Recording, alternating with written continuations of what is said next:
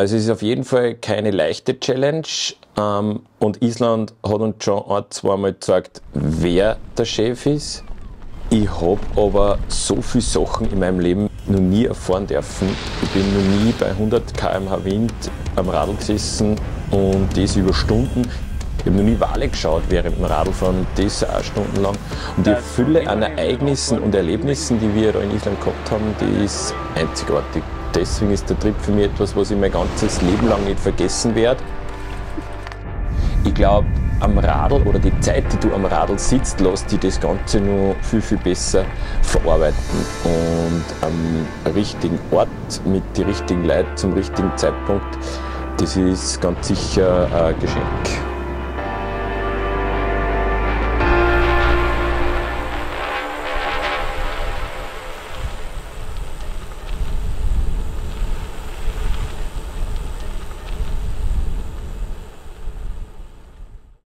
Ich habe von Island gar nicht viel gewusst, ehrlich gesagt, bevor wir da hergekommen sind.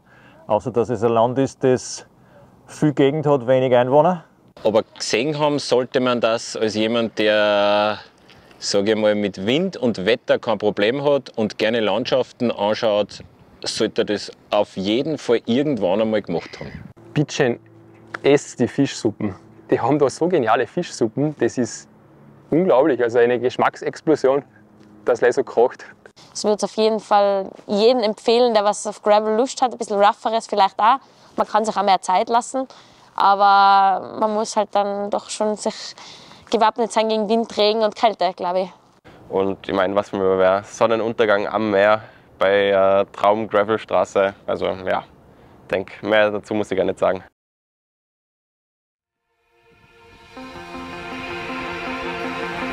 Wir Profi-Radfahrer.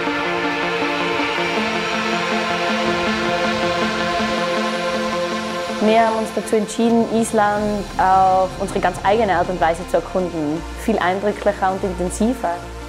Deswegen haben wir uns entschieden, das Ganze am Radl zu machen, um Wind, Wetter und die Landschaft einfach viel besser wahrzunehmen. Beim Flug von Reykjavik nach Ísafjörð hat man aus dem Fenster teilweise schon unsere Abschnitte gesehen, was wir die nächsten Tage radeln werden. Es war extrem eindrücklich, weil man einfach die ganzen Fjords einmal von oben sieht und man hat schon die Strecke leicht beobachten können, wo es hingeht die nächsten Tage. In Ísafjörð haben wir dann Dora und Tyler getroffen, denen ist das einzige Bikegeschäft auf die ganzen Westfjords gehört. Welcome to Ísafjörður! Thank you! Die haben uns die Möglichkeit dort gegeben, unsere Radl zusammenzubauen und haben uns bei gewissen Sachen einfach geholfen, dass wir am nächsten Tag dann fix und fertig starten können.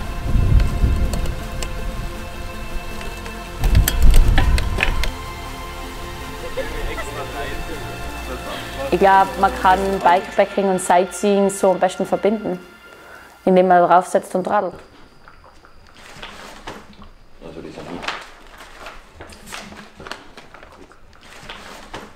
Wir starten in Ísafjörður, fahren dann an der Küste entlang direkt zum Little Bier. Da gibt es Waffeln und Bier. Kaffee. Und dann fahren wir weiter entlang der Küste Richtung Heydalur.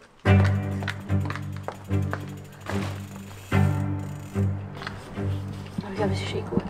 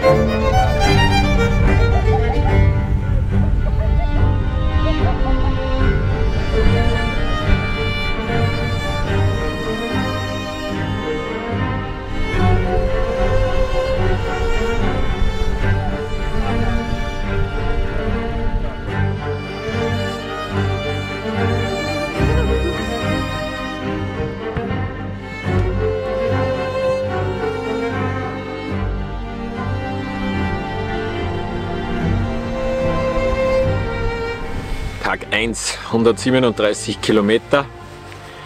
Und ich glaube, einer der geilsten Tage, die ich auf meinem Radl jemals erleben habe dürfen. Ich habe noch nie 3 Stunden lang Wale beobachtet und das unterm Radlfahren.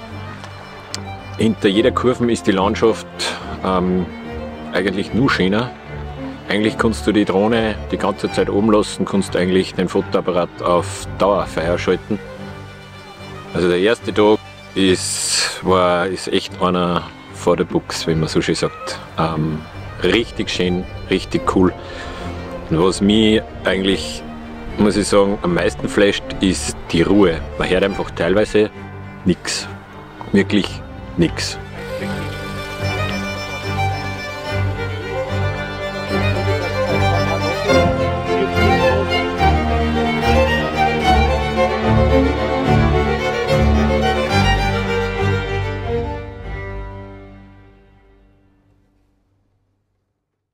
Also heute geht es bei einem ganz so schönen Wetter von Heidelur nach Laugarhöll. Straight into the hotpot. Schöne Weihnachten. Wow, das ist cool.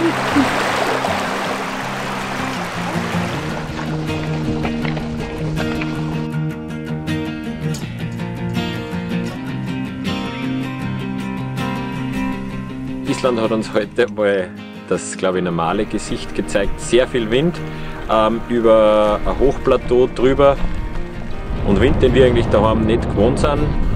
Und von einer Kurve auf die andere bist du wieder bei einem Meer mit 15 Grad plus. Also da heroben ist nicht nur die Landschaft, die sich sensationell schnell ändert, sondern auch das Wetter kann wirklich von windig, Regen in 5 Minuten wieder zu Sonnenschein wechseln.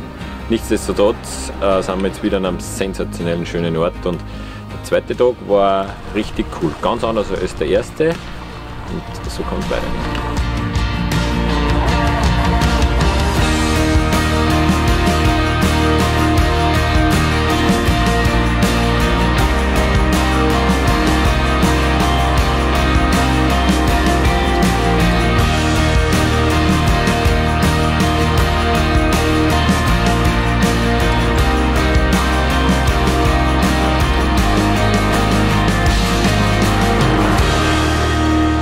Morgen. Heutige Etappe, nicht ganz 89 Kilometer, wieder knapp über 1000 Höhenmeter. Von Laugarhöll hinter uns nach Bardadalur, besser gesagt Selingsdalfjord. Glaube ich.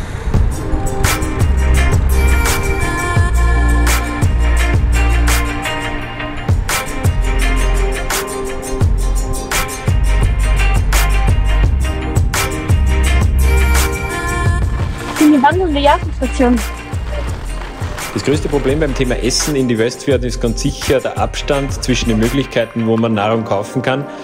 Und da ist es ganz, ganz wichtig, dass man vorausschauend plant, weil man dann sehr oft den ganzen Tag mit dem auskommen muss, was man am Radl mit hat.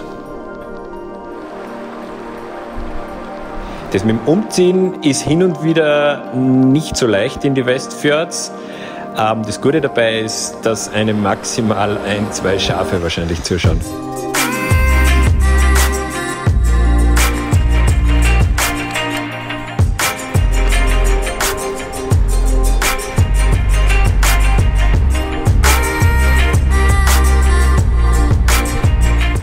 Ich glaube, heute sind alle Erwartungen gesprengt worden. Übererfüllt, würde ich sagen. Wir haben heute, glaube ich, zum Schluss 17 Grad plus gehabt und Sonnenschein, blauen Himmel. Und sind durch eine Landschaft gefahren, die ist wirklich vom Feinsten. Wir haben diese Landbrücke überquert. Das war mit den Radl natürlich sehr, sehr eindrücklich. Wir sind jetzt in unserem nächsten Hotel und jetzt geht es ab in den Hotpot mit einem kühlen Bier wahrscheinlich. Cheers.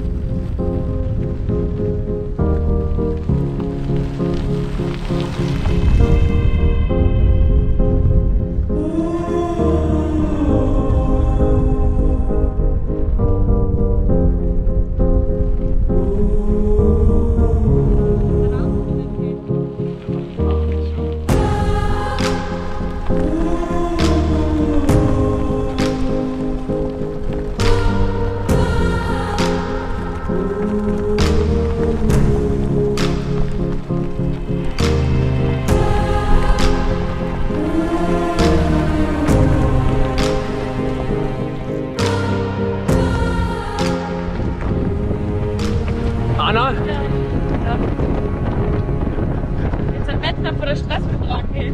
Wetter vor.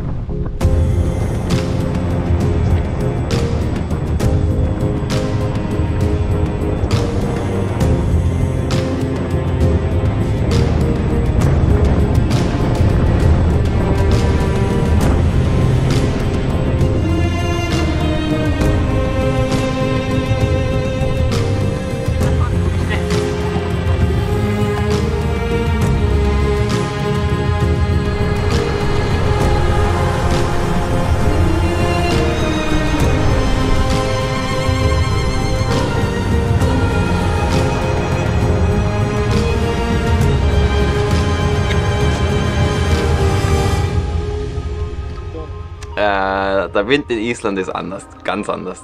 Viel, viel wilder. Das Spannende am isländischen Wetter ist, dass man es nie vorhersagen kann. Eine Isländerin hat einmal gesagt, wenn das Wetter schlecht ist, soll man einfach 5 Minuten abwarten und es schaut schon wieder ganz anders aus.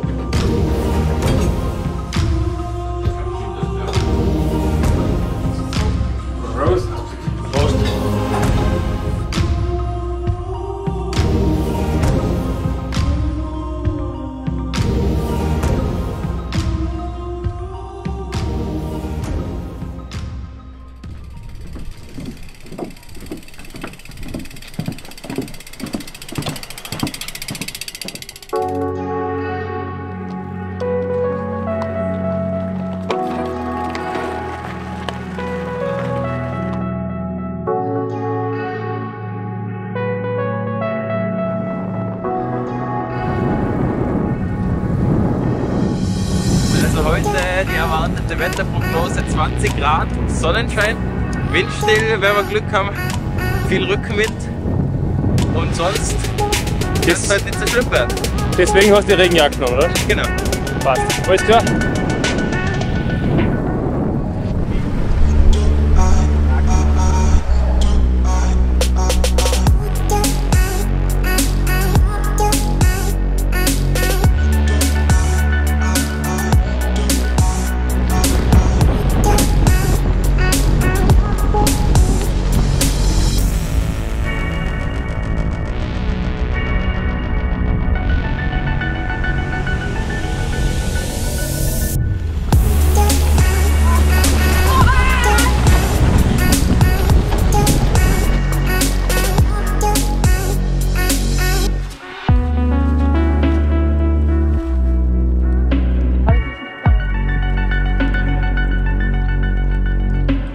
Also wirklich geil. Ma, ich hab gemacht. Und ich dankbar.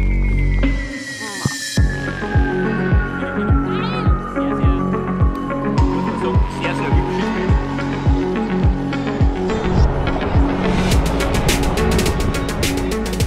Der Regen kommt von allen Seiten, spritzt von unten hoch, kommt aber genauso von oben und man wird wirklich fetznass.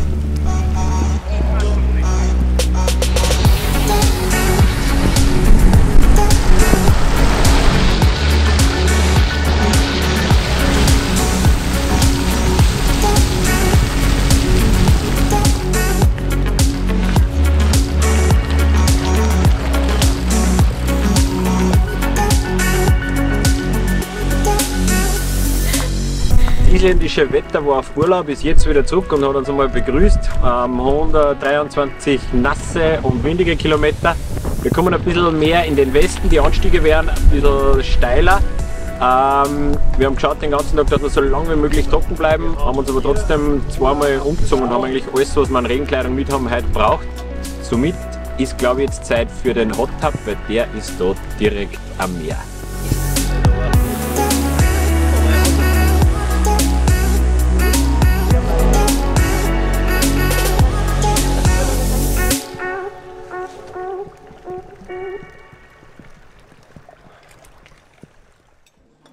Mit Nettestange um.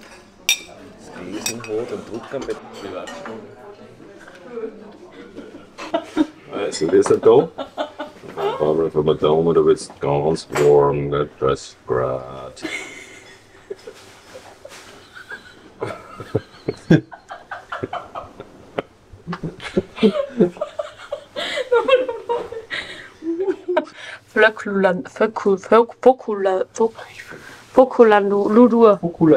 Fokulandur. Was? Wollen wir die Route nochmal? Diese.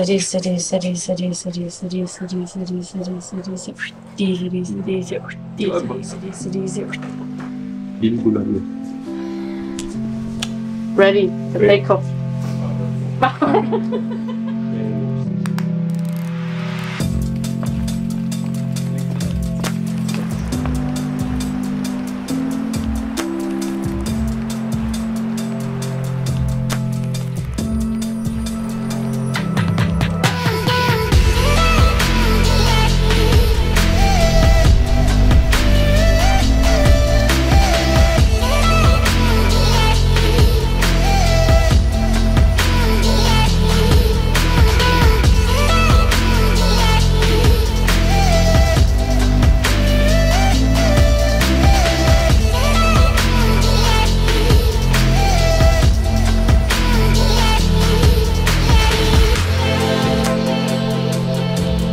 Es war echt halt alles dabei und eigentlich so, wie ich das bei der Planung mir gedacht habe. Also nicht 18 Grad und vielleicht kurz fahren, sondern Wind, kalt, warm, geile Landschaft. Also heute war echt so ein Tag, wie man es wahrscheinlich vor 1,5 Jahren, wie die Idee entstanden ist, einmal irgendwo zusammengedacht habe.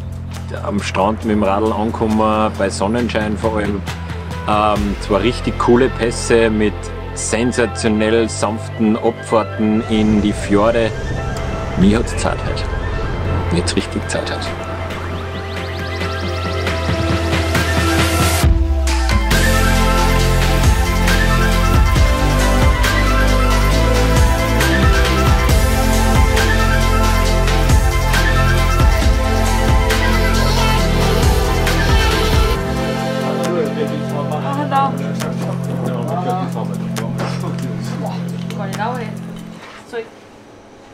Okay. Wasch! Cheers, guys. Cheers. Yeah. Oh, I was in the ocean, not cheers, what is it? Cheers. What? Gesundheit. Ost. Ja. Oh. Na, Gesundheit. Eigentlich sagt man Gesundheit. No, this is...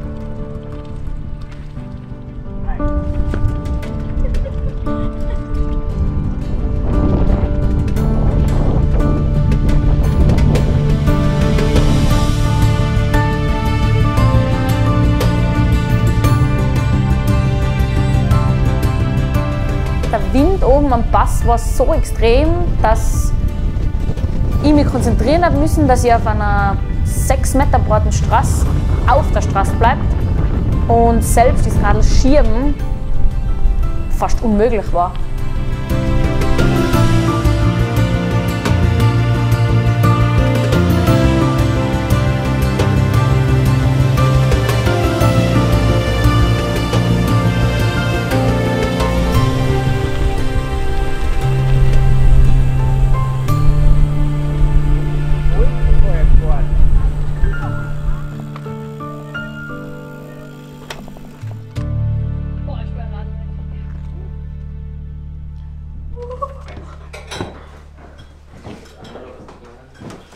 Wow. Und ist irgendwo um knapp vor 1900 oder was gestorben, glaube ich. Und der hat da gewohnt. Der hat da aufgewachsen, glaube ich, in Antwerpen. Ja, hinten. Und Ja, der Sigurdsson, das war der Sohn vom Sigurd. Das war der Sohn vom Sigurd. Wenn wir das nicht mehr ausgehört haben. Fakt Nummer 13.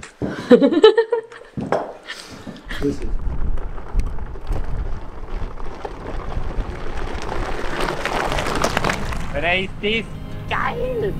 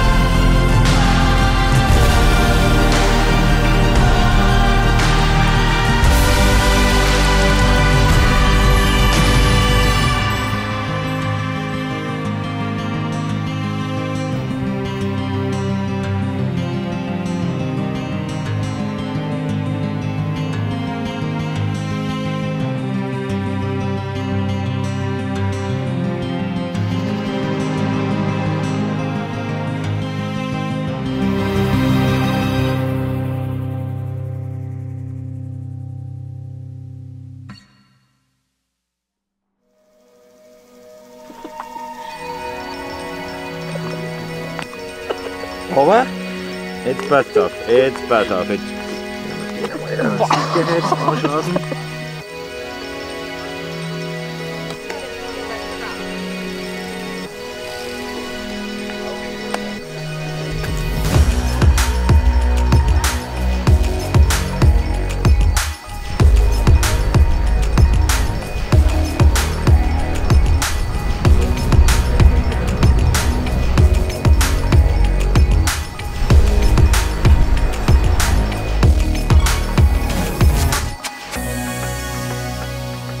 Tag 8. Gestern war doch ein bisschen länger. Haben die Königsetappe hinter uns gebracht. Sind 12,5 Stunden am Radl gesessen. Heute rollen wir zu unserem Startpunkt nach Isafjordur und machen aber unterwegs noch einen Coffee-Stop.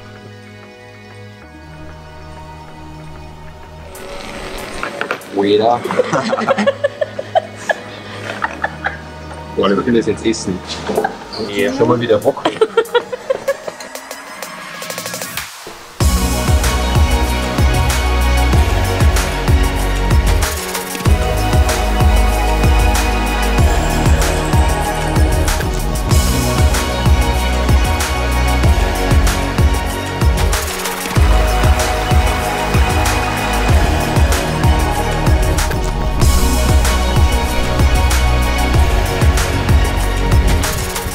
wenn man dann oben steht, am Pass und Isarfjord sieht, was unser Ziel und unser Start war, dann ist man mit einem Auge traurig und mit dem anderen erleichtert.